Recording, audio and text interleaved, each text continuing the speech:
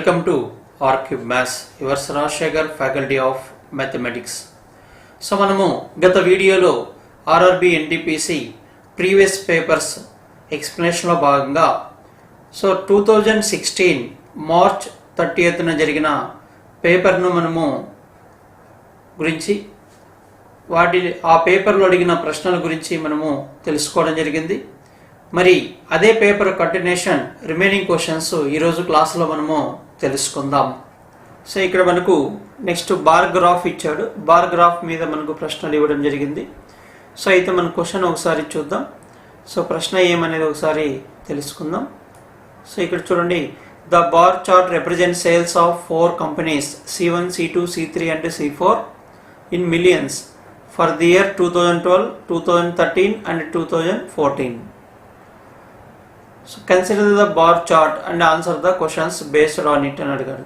అంటే 2012, 13, 14 సంవత్సరాలలో so C1, C2, C3, C4 అనే 4 కంపెనీలలో మనకు సేల్స్ ఏ విధంగా ఉన్నాయనేది ఇవ్వడం జరిగింది. ఒక ప్రోడక్ట్ చూడండి, C1, C2, C3, C4 so 2002, 2003, 2004 3 ఇయర్స్లో మనకు సేల్స్ ఏ విధంగా ఉన్నాయనేది ఇవ్వడం జరిగింది.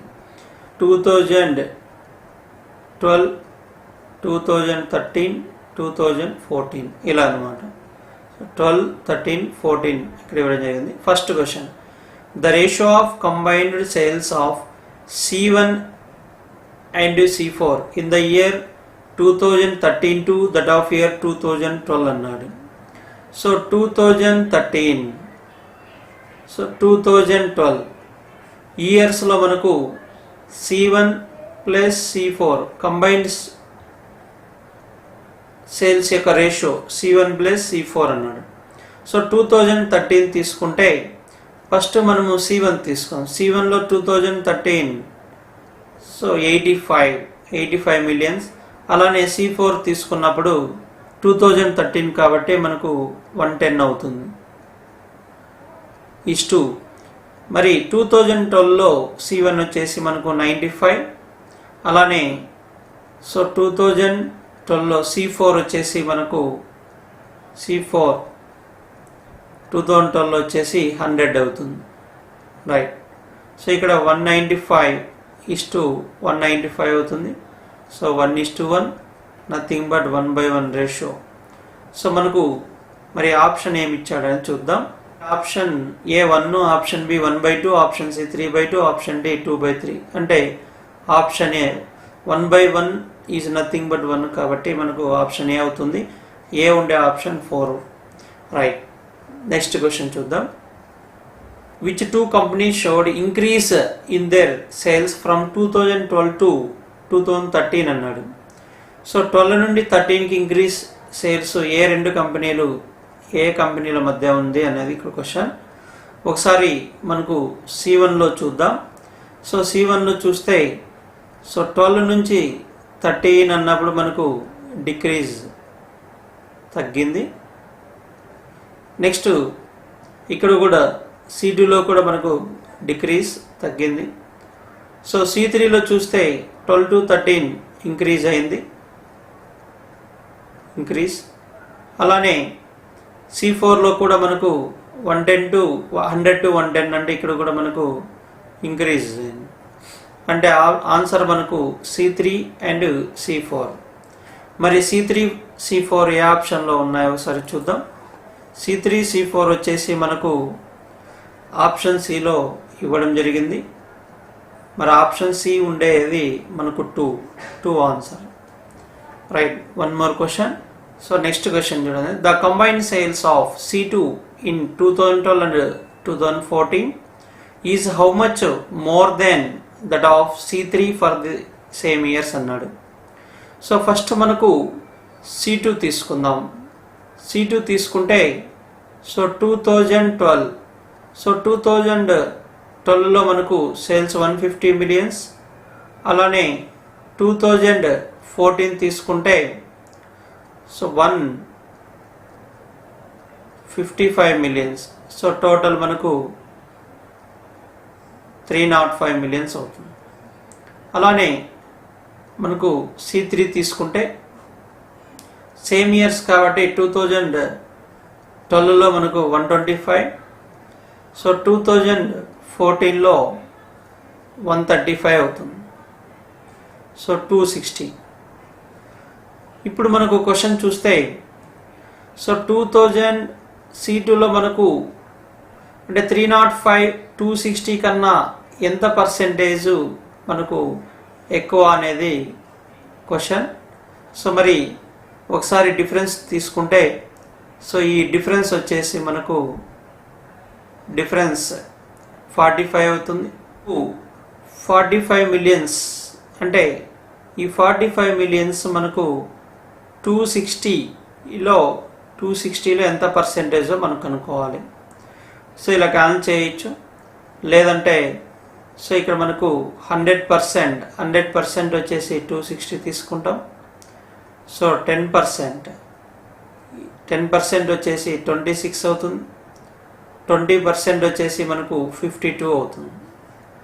సో ఇక్కడ మనకు 20% వాల్యూ 52 కాబట్టి సో ఇక్కడ 45 ఇచ్చాడు, 45 లెస్ దాన్ 52 కాబట్టి సో ఆన్సర్ వచ్చేసి మనకు లెస్ దాన్ 20%. అంటే ఇక్కడ మనకు ఎగ్జాక్ట్గా అవసరం లేదు, ఎందుకంటే మనకు ఇక్కడ ఇచ్చిన ఆప్షన్స్ ఒకసారి మనం అబ్జర్వ్ చేస్తే సో అన్నీ కూడా లెస్ దాన్ 20% ఉన్నాయి. అయితే సో ఇందులో మనకు 45 52, సో 52 45 డిఫరెన్స్ వచ్చేసి మనకు 7 ఉంది. అంటే మనకు 260లో 1% వచ్చేసి 2.6, 2% వచ్చేసి 5.2 అవుతుంది. సో అలానే మనకు ఒకవేళ 3% తీసుకుంటే సో మనకు 7.8 అవుతుంది 3%. సో మనకు మరి 3% 7.8 అంటే మనకి ఇక్కడ డిఫరెన్స్ 7. సో అంటే అప్రాక్సిమేట్లీ మనకు 2.5% అంటే 3% కన్నా తక్కువ అన్నమాట.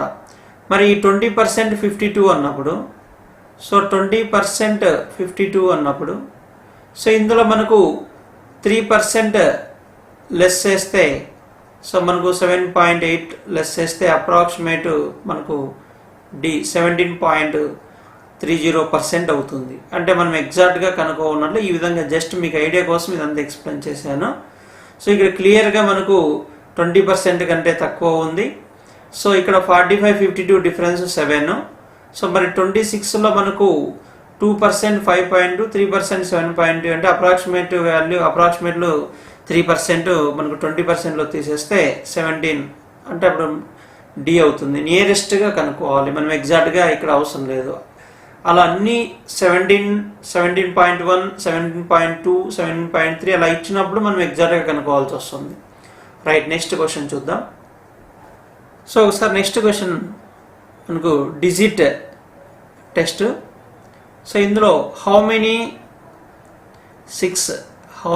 Six are there in the following sequence that are immediately preceded by 3.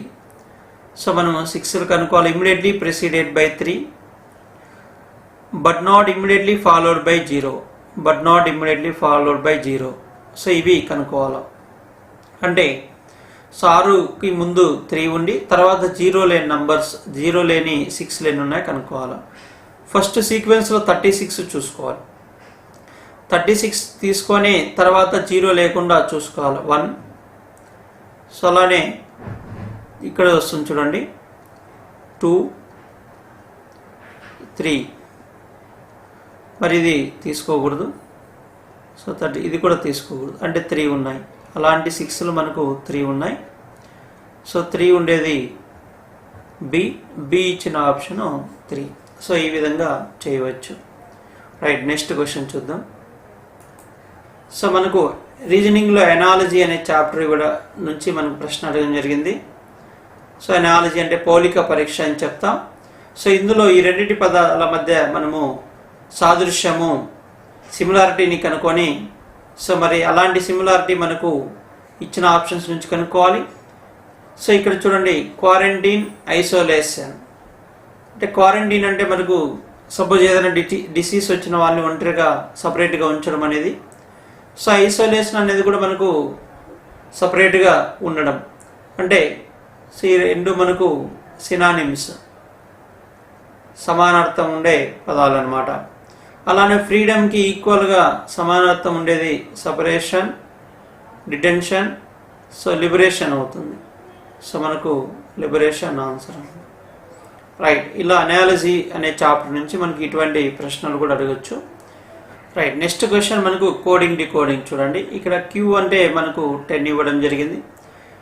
So మనకు జనరల్గా ఆల్ఫాబెట్ ఆర్డర్ తీసుకున్నప్పుడు, సో ABCD ఇలా తీసుకున్నప్పుడు A means 1, B means 2, 3, 4, so ఇలా తీసుకుంటే Z 26 అవుతుంది. అయితే కాంబినేషన్ లెటర్స్ అని చెప్తాం. సో కాంబినేషన్ లెటర్స్ లేదా opposite letters, so A, Z, B, Y, C, X అన్నమాట ఇలా. సో ఇవి వీటిని కాంబినేషన్ లెటర్స్ అంటే లెఫ్ట్ సైడ్ నుంచి ఏ ఫస్ట్ లెటర్ అయితే రైట్ సైడ్ నుంచి జెడ్ ఫస్ట్ లెటర్ అవుతుంది. సో ఇక్కడ మనకు A plus Z is equal to 1 plus 26 is equal to 27.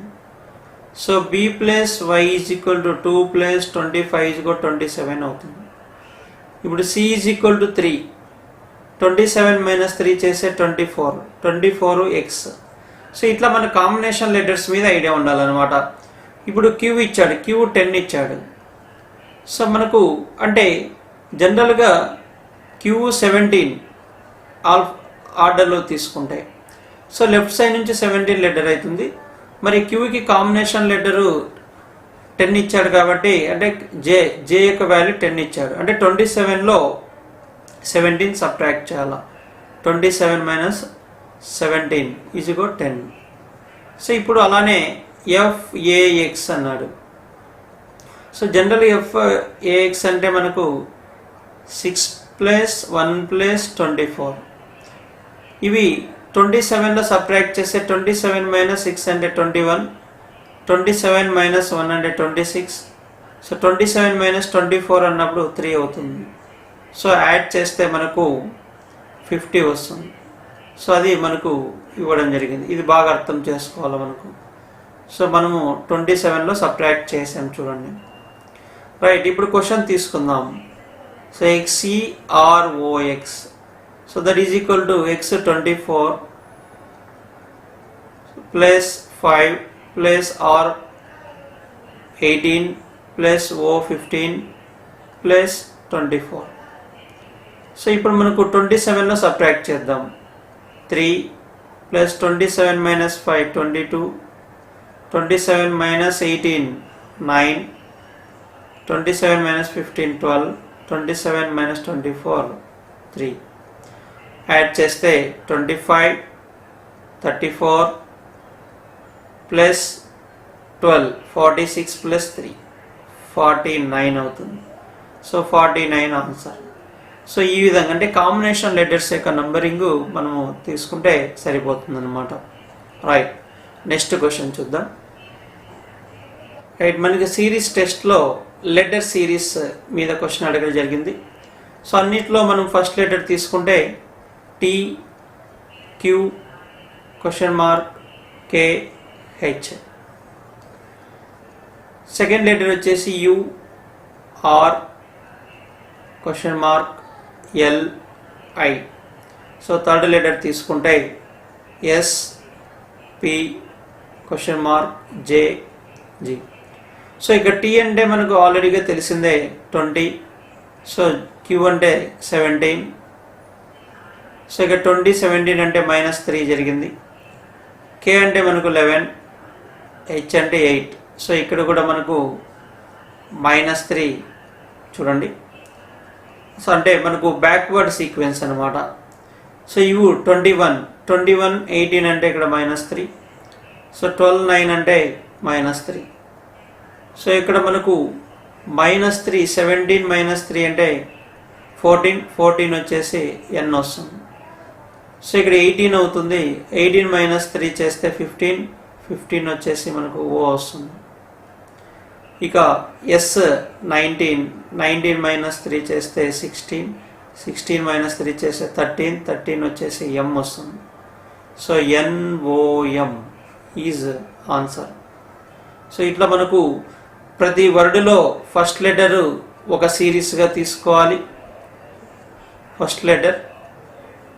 అలానే సెకండ్ లెటర్ వచ్చేసి ఒక సిరీస్గా తీసుకొని బ్యాక్వర్డ్ అన్నప్పుడు మైనస్ చేయాలి, ఫార్వర్డ్ సీక్వెన్స్ అన్నప్పుడు అడిషన్ చేస్తే మనకు దాని ప్రకారం చేస్తే మనకు ఈజీగా ఆన్సర్ చేయవచ్చు. Right, NOM. సో సి ఉండేది మనకు ఆప్షన్ 1. రైట్, నెక్స్ట్ క్వశ్చన్ చూద్దాం. A square ground is to be covered by planting 100 saplings on each side. So how many saplings are needed in all అన్నాడు. సో మనకు field వచ్చేసి square field అంటే చతురస్రాకారం స్థలం.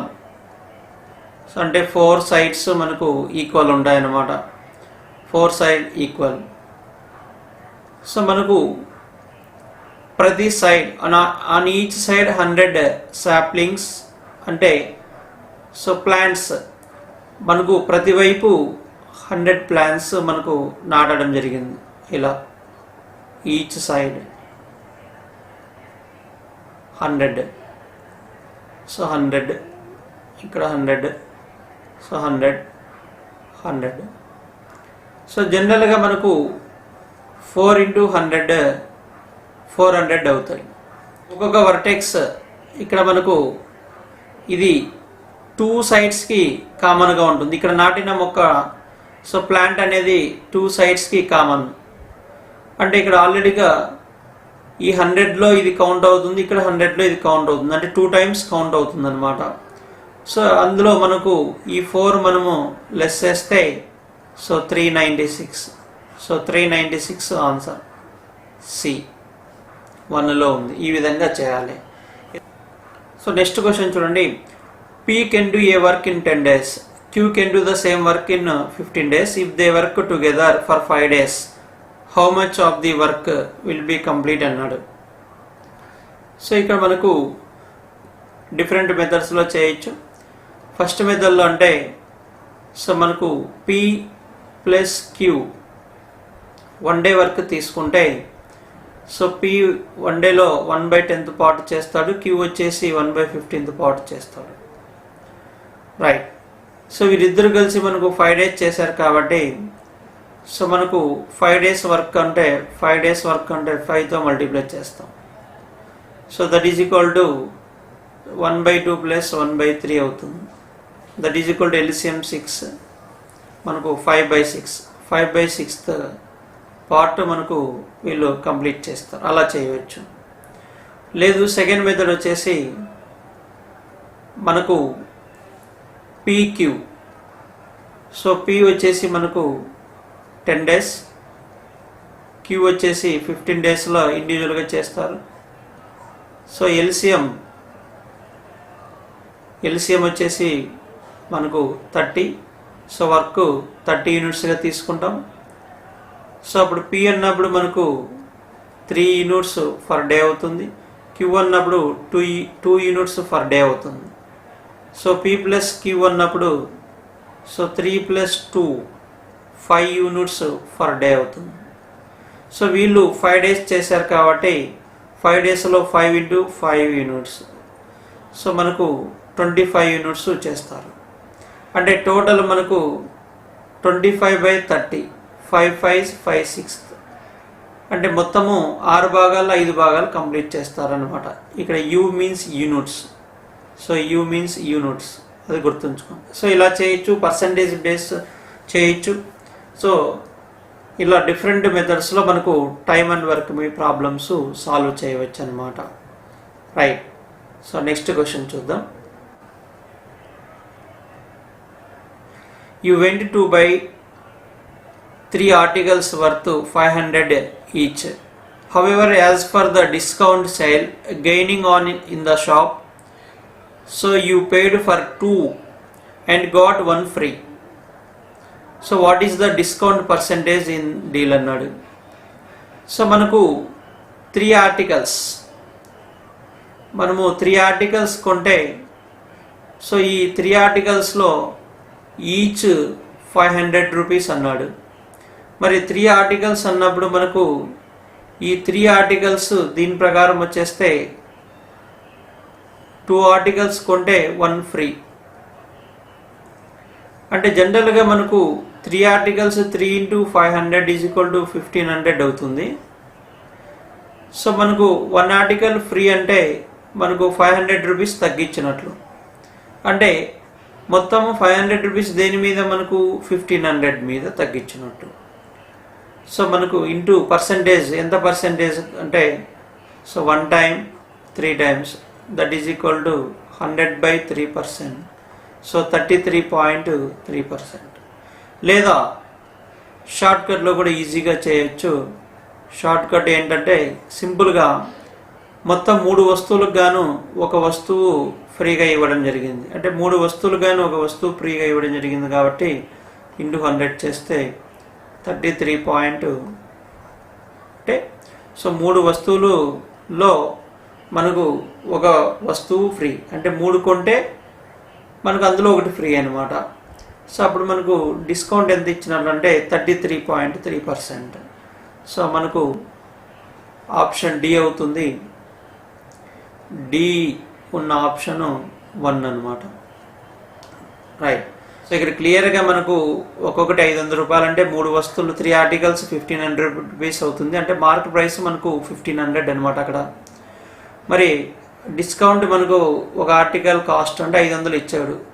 అంటే 1500 మార్క్ ప్రైస్ అంటే discount 500 ఇచ్చాడు.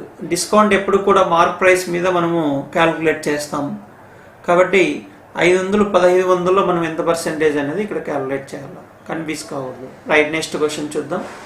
సింపుల్ ఆల్జిబ్రా నుంచి అడగడం జరిగింది. మనకు ఆల్రెడీగా a-b² ఫార్ములా తెలుసు. So a-b² is equal to a² - 2ab + b² అనేది తెలుసు. మరి క్వశ్చన్ తీసుకుంటే a² - 2ab + b² + 2ab. So ఇందులో 2ab క్యాన్సిల్ అయిపోతుంది. మనకు a² + b² మిగులుతుంది. a² + b². So basic question, simple question మనకు అడగడం జరిగింది. రైట్. నెక్స్ట్ క్వశ్చన్ చూద్దాం. A company recruits candidates satisfy the following conditions. So first one, candidates who secured at least 85% in standard 10th are equivalent. So candidate who secured at least 65% in the 12th standard are equivalent. Candidate who are not from commerce background. So ఈ 3 conditions satisfy అయ్యే విధంగా మనకు ఇచ్చిన 4 ఆప్షన్స్లో ఎవరున్నారు అనేది ఒకసారి చూద్దాం. సో ఇక్కడ ఒకసారి అబ్జర్వ్ చేస్తే ఆప్షన్ ఏ చూద్దాం. Jitesh is a science student having secured 70% in standard 12th అన్నాడు. సో మనకు 12th స్టాండర్డ్లో 65% రావాలి, ఇక్కడ 75%. Okay. And 80% in 10th with excellent sports background అన్నాడు. సో మనకు 10thలో 85% రావాలి కానీ 80% ఇచ్చాడు. అంటే ఇది కాదు. నెక్స్ట్ చూడండి, Jignesh scored 80% in the 12th. సో మనకు 12thలో 65% వచ్చినా పర్వాలేదు, 80% అంటే ఓకే. 90% ఇన్ ద స్టాండర్డ్ 10thలో మనకు 85% రావాలి, 90 కాబట్టి okay.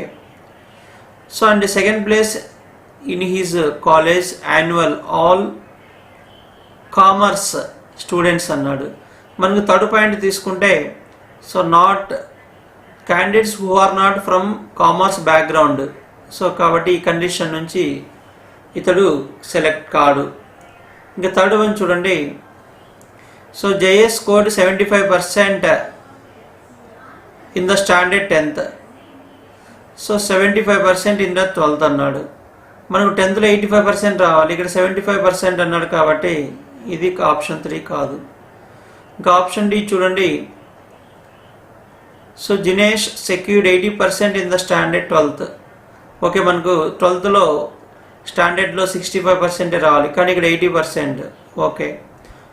88% in the standard 10th అన్నాడు. సో మనం 10thలో 85% కాబట్టి ఇక్కడ 88 ఇచ్చాడు కాబట్టి ఎక్కువే వచ్చింది. And is a science student.